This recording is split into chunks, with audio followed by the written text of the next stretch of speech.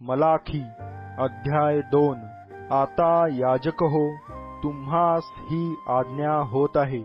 सेनाधीश परमेश्वर म्हणतो, माझ्या नामाचा महिमा व्हावा, यासाठी तुम्ही ऐकून मन लावले नाही, तर मी तुम्हावर शाप पाठवीन व तुमचे आशीर्वाद शाप करीन।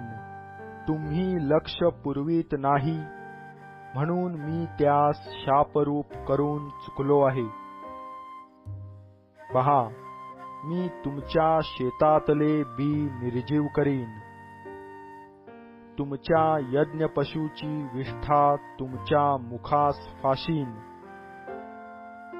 लोक विष्ठेबरोबर तुम्हासही फेकून देतील।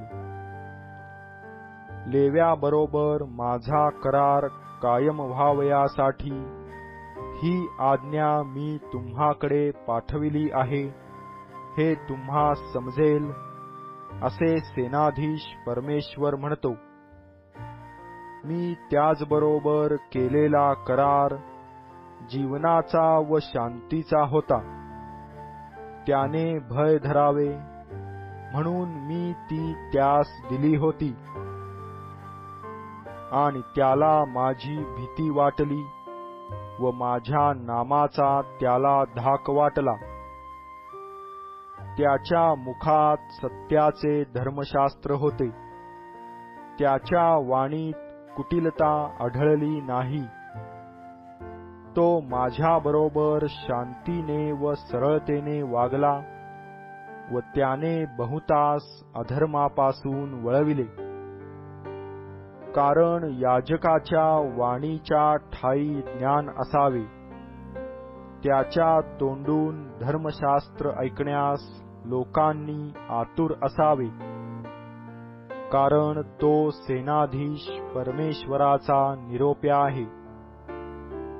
पण तुम्ही मार्ग सोडून गेला आहात। धर्मशास्त्राच्या मार्गात पुष्कळास ठोकर खाण्यास तुम्ही लाविले आहे। तुम्ही लेव्यांचा करार बिघडविला आहे, असे सेनाधीश परमेश्वर म्हणतो। ह्यास्तव मी तुम्हास सर्व लोकांपुढे तुच्छ व नीच केले आहे, कारण तुम्ही माझ्या मार्गांनी चालत नाही व माणसांची मुरवत धरून न्याय करिता।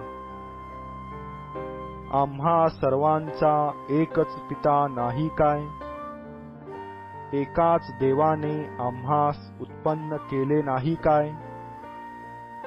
असे असता आम्ही आपापल्या बंधूचा विश्वासघात करून आपल्या पूर्वजांचा करार का मोडितो बरे?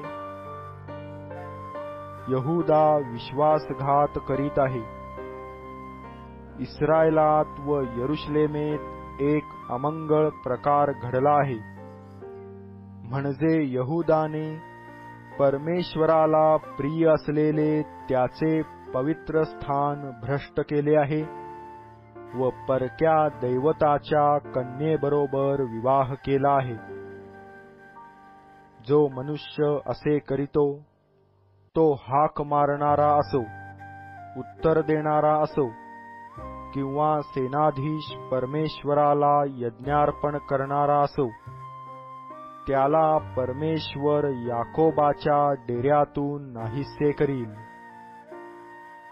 तसेच आसवे गळणे, रडणे व उसासे टाकणे यांनी परमेश्वराच्या वेदीला तुम्ही इतके झाकून टाकिले आहे की तो यज्ञार्पणाकडे ढुंकून पाहत नाही, तुमच्या हातून ते आवडीने घेत नाही। तुम्ही म्हणता असे का?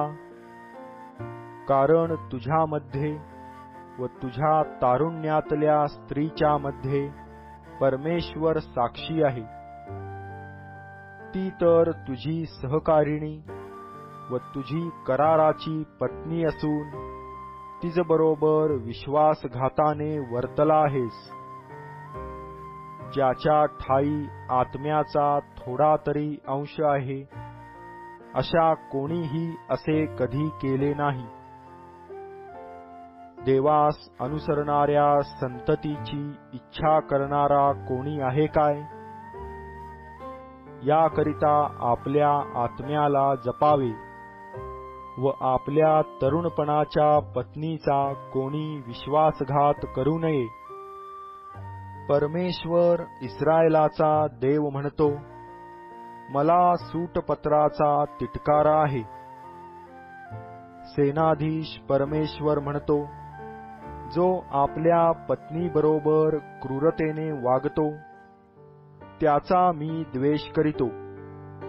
तर तुम्ही आपल्या आत्म्यास जपा, विश्वासघाताने वागू नका. तुम्ही आपल्या भाषणाने परमेश्वरास कंटाळा आणला आहे.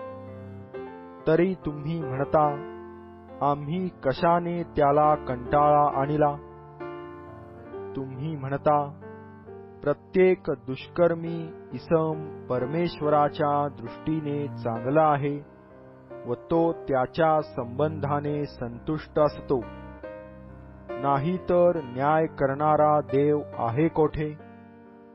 अशाने तुम्ही त्यास कंटाळा आणला आहे.